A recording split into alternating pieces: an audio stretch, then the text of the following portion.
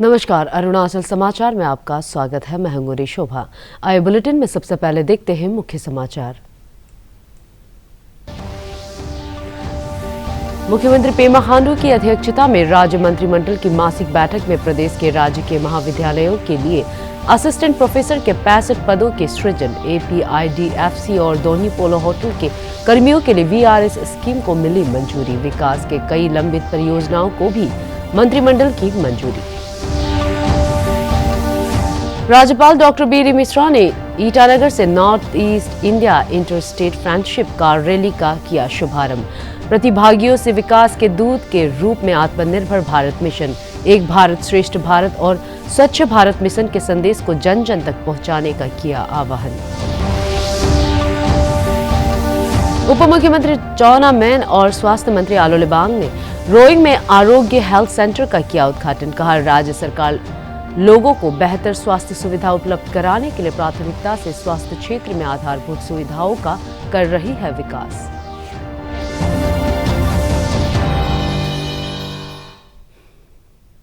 मुख्यमंत्री पेमा खांडू की अध्यक्षता में शनिवार को राज्य मंत्रिमंडल की मासिक बैठक में प्रदेश के विकास और जन कल्याण से जुड़े कई महत्वपूर्ण निर्णय लिए गए। राज्य मंत्रिमंडल ने प्रदेश के राजकीय महाविद्यालयों के लिए असिस्टेंट प्रोफेसर के 65 पदों के सृजन को मंजूरी दे दी।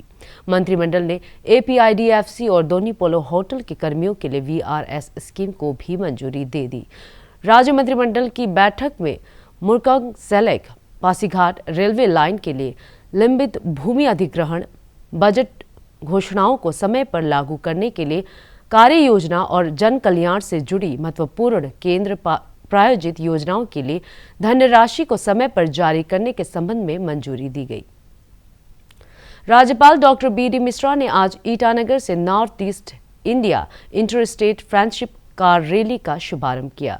राज्यपाल ने उम्मीद जताई कि international friendship car rally association द्वारा पूर्वोत्तर क्षेत्र में पर्यटन पर जागरूकता को बढ़ावा के लिए उद्देश्य से आयोजित यह रैली क्षेत्र में आपसी भाईचारे को मजबूत करेगी। श्री मिश्रा ने प्रतिभागियों से विकास के दूत के रूप में आत्मनिर्भर भारत मिशन, एक भारत श्रेष्ठ भारत और स्वच्छ भारत मिशन के संदेश को भी जन जन तक पहुंचाने का आह्वान किया। राज्यपाल ने प्रतिभागियों से अरुणाचल प्रदेश के पर्यटन, पारंपरिक वस्त्रों, लायनलूम उत्पादों और हस्तशिल्प उत्पादों के बारे में पूर्वोत्तर राज्यों में जागरूकता पैदा करने को कहा। रैली के लोग हैं, जब जाते हैं तो आप इस मैसेज को आप स्प्रेड करें।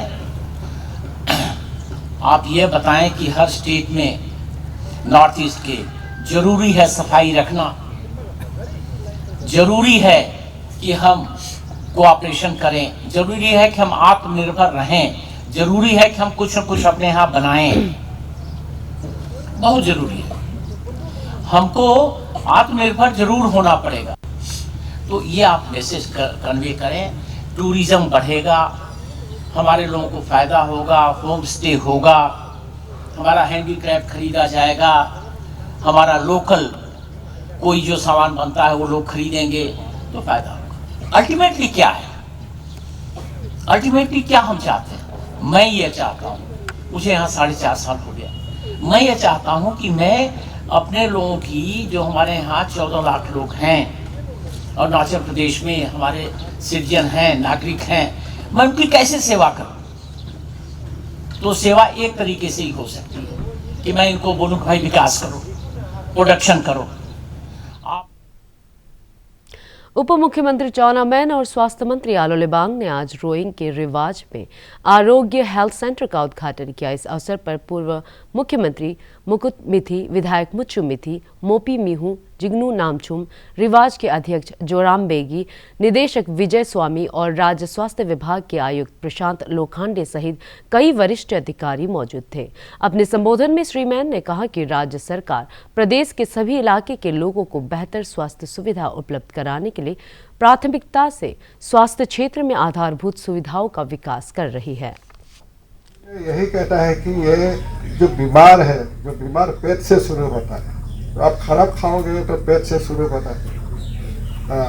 कुत्ता भी जब पेट खराब होता है घास खा लेता है, खूब ज़्यादा से ज़्यादा घास खाएगा और बॉमी करेगा पूरा का पूरा। तो इस तरह का एक नेचुरल ट्रीटमेंट उनका भी होता है। तो ये नेचुरोपैथी है उसमें बहुत फायदेमंद होता है। तो मैं तो सबको कहूँगा कि इसका जो यहाँ जो नेचुरोपैथी जो ट्रीटमेंट होगा इसका फायदा लेना है। तो अरुणाचल प्रदेश में इस तरह का जो सेंटर है आना है। तो मैं चाहूँगा कि इस तरह का सेंटर जो है सिर्फ यहाँ में नहीं है, नामसाई में भी हो या ईटानगर में भी हो या वेस्टर्न अरुणाचल में भी हो, नॉर्दर्न अरुणाचल में भी हो, ईस्टर्न अरुणाचल में, सभी सेंटर में ये जो नेचुरोपैथी सेंटर हो। जो अभी जो एलोपैथिक्स का भी ठीक है, आयुष का भी ठीक है, क्योंकि वो आपका थिंकिंग के ऊपर में है। आप किससे डिपेंड करता है, आप किसको विश्वास करता है, वही है फर्स्ट आपका। जो आयुष सिस्टम ऑफ ट्रीटमेंट ऐसा है, इसमें there is no side effect. Ayush system में जो ट्रीटमेंट लेता है इसमें साइड इफेक्ट नहीं होता है और उसमें परमानेंट क्योर भी हो जाता है। यही है इसका कारण। तो इसी तरह हमारे यहाँ का अलग अलग गांव में, अलग अलग बस्ती में अलग अलग लोग।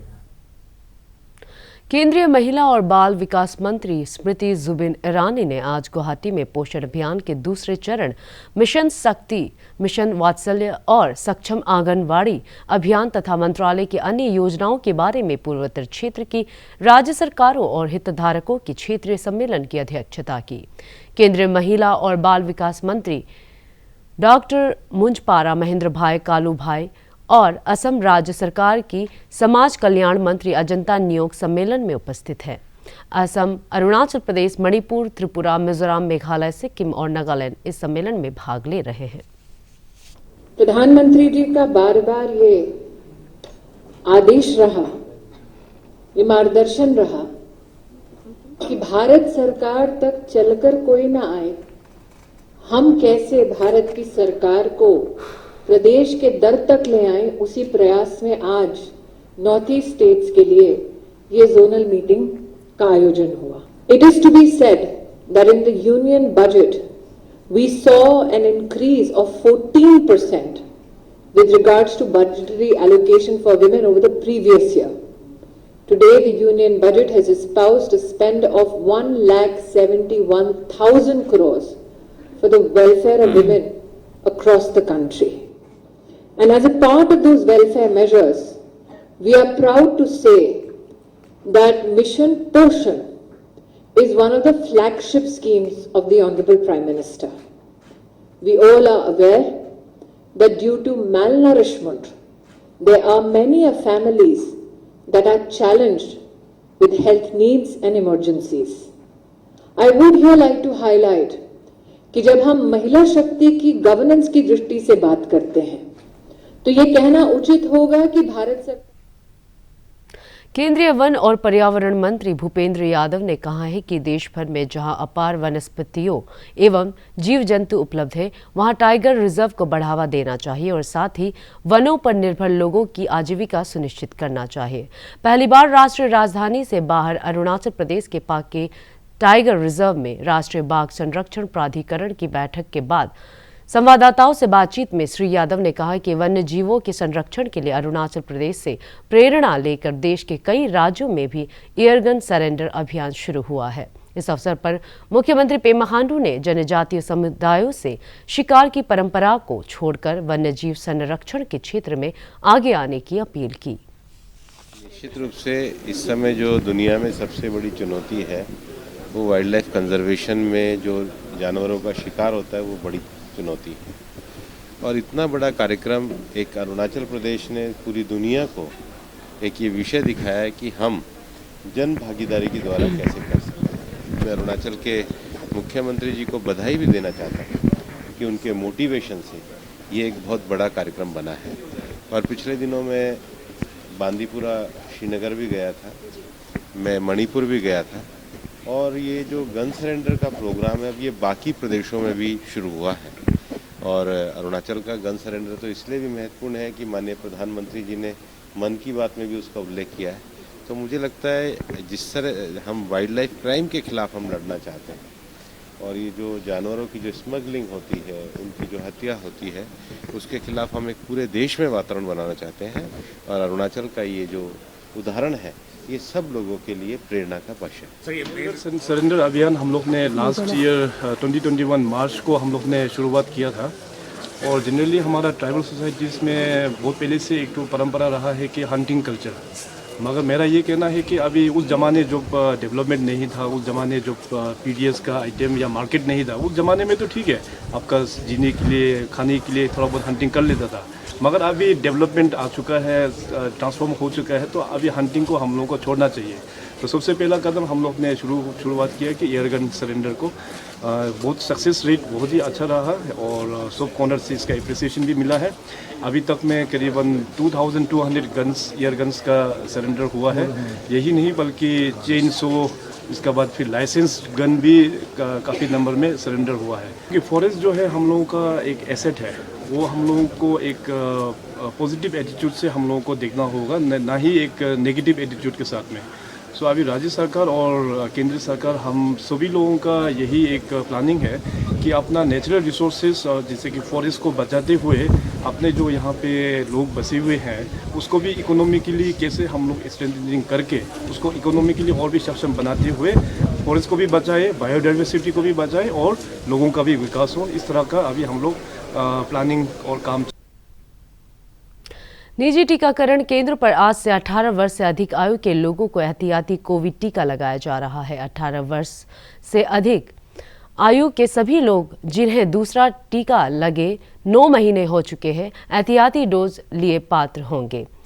यह सुविधा सभी निजी टीकाकरण केंद्रों पर उपलब्ध होगी। स्वास्थ्य मंत्री मनसुख मांडविया ने आज कहा कि निजी टीकाकरण केंद्रों के जरिए 18 वर्ष से अधिक उम्र के लोगों को देश भर में कोविड की एहतियाती डोज लगाना शुरू हो गया है। इधर एहतियाती टीके के लिए कोवैक्सीन और कोविशील्ड ने वैक्सीन की कीमत में कमी की है और अब यह निजी अस्पतालों में दोनों टीके 225 रुपये में उपलब्ध होंगे। मुख्यमंत्री पेमा खांडू ने आत्मनिर्भर कृषि योजना और आत्मनिर्भर बागवानी योजना के तहत प्रदेश के किसानों और स्व सहायता समूहों को वितरित किए जा रहे कृषि और बागवानी उपकरणों पर प्रसन्नता व्यक्त की है। अपने एक ट्वीट में मुख्यमंत्री ने कहा है कि राज्य सरकार का इस योजना की उद्देश्य किसानों की आय दुगनी करने के लिए लागत में कमी लाना और उत्पादन को बढ़ाना है। इधर चांगलांग जिले में चयनित किसानों और स्व सहायता समूहों को आत्मनिर्भर कृषि योजना और आत्मनिर्भर बागवानी योजना के तहत कृषि उपकरणों का वितरण किया जा रहा है। अपने एक ट्वीट में विधायक लाइसम सिमाई ने कहा है कि किसानों को ट्रैक्टर और पावर ट्रिलर मिलने से उनके लिए कृषि और बागवानी का कार्य आसान होगा। अरुणाचल प्रदेश पुलिस के नए बैच के डीवाईएसपी ट्रेनीज ने मिजोरम के आतंकवाद रोधी और जंगल वारफेयर स्कूल वेरयांगटे में अपना प्रशिक्षण पूरा कर लिया है। मुख्यमंत्री पेमा खांडू ने प्रशिक्षु पुलिस उपाधीक्षकों को बधाई देते हुए कहा है कि इन अधिकारियों ने जंगल वारफेयर ट्रेनिंग में उत्कृष्ट प्रदर्शन किया है।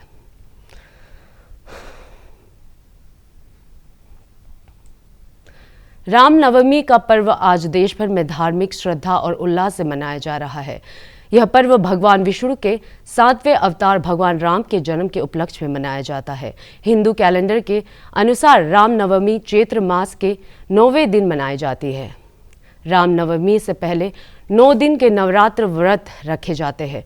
राष्ट्रपति रामनाथ कोविंद, उपराष्ट्रपति एम वेंकैया नायडू, प्रधानमंत्री नरेंद्र मोदी, केंद्रीय कानून मंत्री किरण रिजिजू, अरुणाचल प्रदेश के राज्यपाल डॉक्टर बी.डी. मिश्रा और मुख्यमंत्री पेमा खांडू ने देशवासियों को रामनवमी की शुभकामनाएं दी है। एक ट्वीट में प्रधानमंत्री नरेंद्र मोदी ने भगवान श्री राम की कृपा से सबके जीवन में सुख, शांति और समृद्धि की कामना की है।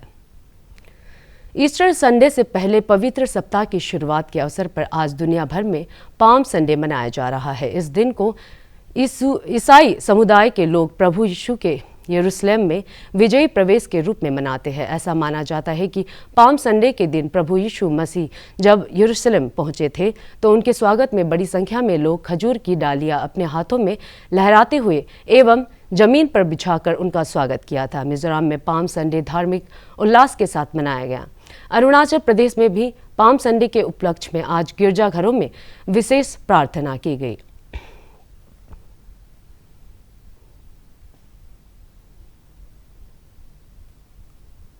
विवेकानंद केंद्र विद्यालय अलुमनी एसोसिएशन के जनरल बॉडी की आज ईटानगर वीकेवी चिंपू में बैठक हुई। कोविड महामारी के कारण 2 वर्ष के बाद आयोजित इस बैठक में संगठन के अध्यक्ष ताबा तातुक ने बताया कि विवेकानंद केंद्र के अरुणाचल प्रदेश में स्थापना के 45 वर्ष पूरे होने के उपलक्ष्य में पासीघाट में इस वर्ष एक कार्यक्रम आयोजित किया जाएगा, जिसमें राज्य के सभी जिलों की इकाइयां हिस्सा लेंगी। गुवाहाटी में आयोजित होने वाली सीनियर महिला T20 प्रतियोगिता में आगामी 15 अप्रैल को अरुणाचल प्रदेश की टीम अपना पहला मैच नागालैंड से खेलेगी। भारतीय क्रिकेट कंट्रोल बोर्ड द्वारा आयोजित इस प्रतियोगिता में अरुणाचल का मुकाबला पुदुचेरी, मणिपुर, मिजोरम, सिक्किम और जम्मू कश्मीर से होगा। Doordarshan free dish television distribution industry में लगातार नई ऊंचाइयों को छू रहा है। आज 4 करोड़ से भी अधिक परिवारों तक डीडी फ्री डिश की पहुंच है, जिसके कारण यह सबसे बड़ा डीटीएच प्लेटफॉर्म बन चुका है। मीडिया के दिग्गज भी अब आम लोगों से डीडी फ्री डिश के सेवाएं लेने की अपील कर रहे हैं। एंटरटेन टीवी प्राइवेट लिमिटेड के निदेशक मनीष सिंघल बता रहे हैं कि डीडी फ्री डिश की खासियत।